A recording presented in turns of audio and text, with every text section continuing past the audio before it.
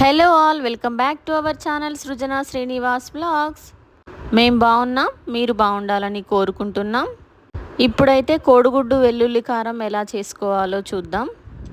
దానికోసం ముందుగా ఎగ్స్ని బాయిల్ చేసి పెట్టుకున్నాను. నేనైతే ఒక మిక్సీ జార్ తీసుకొని అందులో వెల్లుల్లి, ఎండుమిర్చి, ఉల్లిపాయ ముక్కలు, తగినంత కారం, సాల్ట్ కూడా వేసుకోవాలి. కొంచెం కారం ఎక్కువే పడింది, కారం ఎల్లిపాయ కారం కాబట్టి. ఒక టీ స్పూన్ జీలకర్ర కూడా వేసుకోవాలి. ఒక టీ స్పూన్ ధనియాల పొడి కూడా వేసుకోవాలి.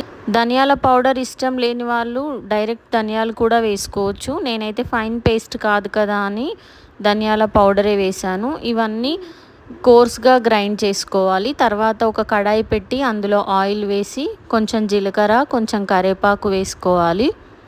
కరివేపాకు, జీలకర్ర ఫ్రై అయిన తర్వాత మనం ముందుగా మిక్సీ చేసి పెట్టుకున్న పేస్ట్ని వేసి మంచిగా ఫ్రై చేసుకోవాలి.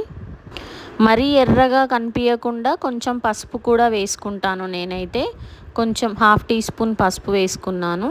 ఇది మళ్ళీ కలిపి మంచిగా ఫ్రై చేసుకోవాలి. ఇది కొంచెం ఫ్రై అయిన తర్వాత ముందుగా బాయిల్ చేసి పెట్టుకున్న ఎగ్స్ని ఇలా కట్ చేసుకోవాలి.